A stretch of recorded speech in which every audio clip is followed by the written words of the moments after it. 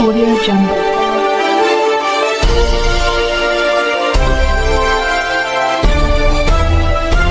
Audio Jungle. Camera news चॅनलमध्ये सर्व दर्शकांचं स्वागत आहे. नागपूर महानगरपालिका येथे होणाऱ्या 15 जानेवारीला जे निवडणूक आहे प्रभाग क्रमांक 13 यातील भारतीय जनता पार्टीचे सर्व उमेदवार आपल्या सोबत आहेत आणि आज तारीख 11 आहे आणि जेमतेम 2-3 दिवस प्रचाराला उरलेले आहेत. त्यांच्याकडे जाणून घेऊ त्यांचा प्रचार कसं काय कुठपर्यंत झालेला आहे आणि मतदारांनी त्यांना कसा प्रतिसाद दिलेला आहे. सर आपलं नाव काय? मी योगेश शुक्रा पासपोर क्रमांक प्रभाग 13 मधनं लढतोय. बरं सर, आपण आता प्रचार केला इतके दिवस, काय प्रतिसाद आहे मतदारांचा? खूप चांगला प्रतिसाद आहे. माननीय मुख्यमंत्री साहेब देवेंद्र फडणवीस यांनी जे लाडकी बहीणची योजना जी चालवलेली आहे आणि अशा भरपूर साऱ्या ज्या योजना चालवल्या आहे आणि नरेंद्र मोदी साहेबांनी ज्या योजना चालवल्या आहे त्यामुळे जनतामध्ये खूप चांगला रिस्पॉन्स आहे आणि जनता खूप सारा आशीर्वाद आम्हाला देते. विकास कुठले थांबलेले आहे जेणेकरून वाटते की तुम्हाला ते झालेलं नाही? यापूर्वी सुद्धा बीजेपीचे हे झालेले होते म्हणजे नगरसेवक, तर आता विकास कुठे थांबलेला आहे जे तुम्ही मागच्या 4 वर्षापासून नगरसेवक नाही आहे आणि जे स्थानिक आमदार आहेत त्यांच्यामुळे इथे कामं खूप सारे रडकलेले आहे. या मागच्या 4 वर्षामध्ये नगरसेवक नाही आहे तर पूर्ण जे गटर लाईनची जी समस्या आहे खूप मोठ्या प्रमाणात उद्भवलेली आहे आणि कुठेतरी रोडचे कामं खूप सारे प्रमाणात आढळून आलेले आहे आणि मेन तर गटराच्या लाईनीची खूप सारी समस्या आहे, त्यावर खूप सारं लक्ष देण्याची गरज आहे. बरं, त्यावेळी पाण्याचं, पिण्याचं पाण्याचं आणि कचरा कोंडी जी आहे, लोकांना अनेक ठिकाणी कचरा कोंडी पण असं म्हणजे तेच म्हणतोय मी की कचरा कुंडीचा त्रास, थोडा यांचा त्रास म्हणजे कचरा आहे, गडर आहे, या सगळ्या गोष्टींचा त्रास आहे. कारण की अजून 4 वर्षापासून नगरसेवक नसल्यामुळे हा त्रास आहे. पण आम्ही चारही उमेदवार निवडून आल्यानंतर या सगळ्या गोष्टींना पूर्ण निपटवण्याचा प्रयत्न करू.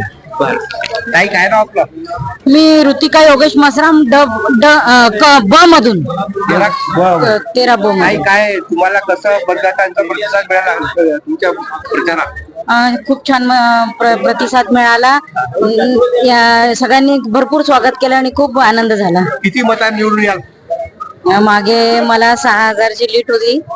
आता मी तसं तर मी सांगू नाही शकत, पण यांना पाहून मला असं वाटतं की मी भरगोच्च मतांनी निवडून येणार म्हणून. आपण किती मतं घ्याल? माझं पहिलं चुनाव आहे, मतांचं तर माहित नाही पण निवडून नक्की इतकं माहित आहे. तुमची सत्ता आहे, राज्यात तुमची सत्ता आहे, तर तुम्हाला वाटत नाही का बहुमताने तुम्ही निवडून याल?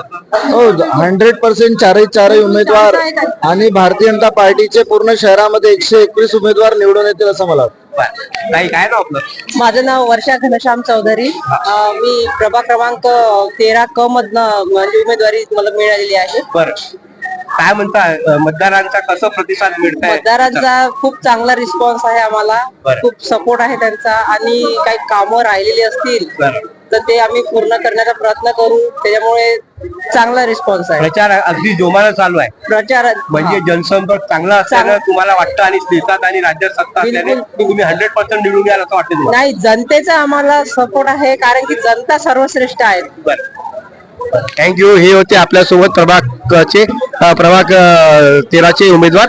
यांनी दिलेल्या विकास कामाबद्दल आणि जनतेचा जो झालेला विकास आणि थांबलेला विकास याबद्दल यांनी माहिती दिलेली आहे.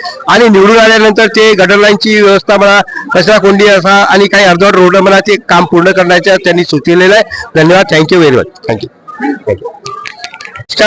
आपल्या सोबत आमदार परिणय फुकेजी आहेत. आपल्या हिलटॉपला प्रभाग म्हणजे 13 महानगरपालिकेची निवडणूक होते. त्या निवडणुकीमध्ये होणाऱ्या ज्या निवडणूक आहेत त्याच्या बहुमतानं जे निवडून याचा दावा केला यापूर्वी आपले 4 उमेदवार भारतीय जनता पार्टीचे, त्याबद्दल आणि परिणय फुके आणि याचे जे प्रणिताताई फुके आहे ते आधी नगरसेवक राहिलेले आहे.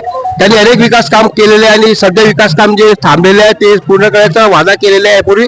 सर काय म्हणता, विकास काम तुमच्या पद्धतीप्रमाणे काय वाटते? विकास काम ते थांबलेले आहेत, काही अर्धवट रोड सांगितलेले आहे, गटर लाईन पूर्ण झालेली नाही आहे, काही कचरा कोंडी म्हणजे बरोबर नाही. बघा असं आहे की 2017 ते 2022 पर्यंत इथे नगरसेवक होते. त्यांनी अनेक कामं केले.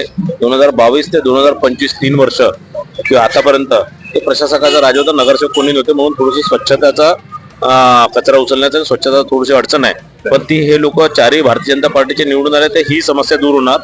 सगळ्यात मोठा विषय आहे की या भागातील झोपडपट्टी धारकांना मालकी हक्क पट्टे देण्याचं जे आम्ही आश्वासन दिलं होतं, तर 1500 लोकांना आतापर्यंत आम्ही मालकी हक्क पट्टे दिलेले आहे. उरलेले 7000 लोकांना आम्ही लवकरात लवकर पुढच्या 6 महिन्याच्या आत या 7000 लोकांना आम्ही मालकी हक्क पट्टे देणार आहे.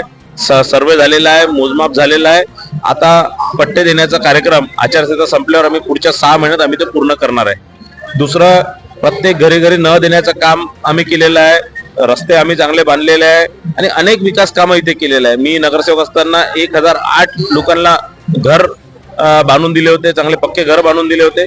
असे एक नाही अनेक कामं केले होते आणि आताही अनेक कामं करणे बाकी आहे. गटर लाईन साठी 1 कोटीचा निधी मंजूर झालेला आहे. आचारसंहितेनंतर त्याचं भूमिपूजन होणार आहे आणि या सगळ्या प्रभागामध्ये जे जे विकास कामं राहिलेले आहे ते पूर्ण करण्याची जबाबदारी मी स्वतः घेतो. धन्यवाद, थँक्यू.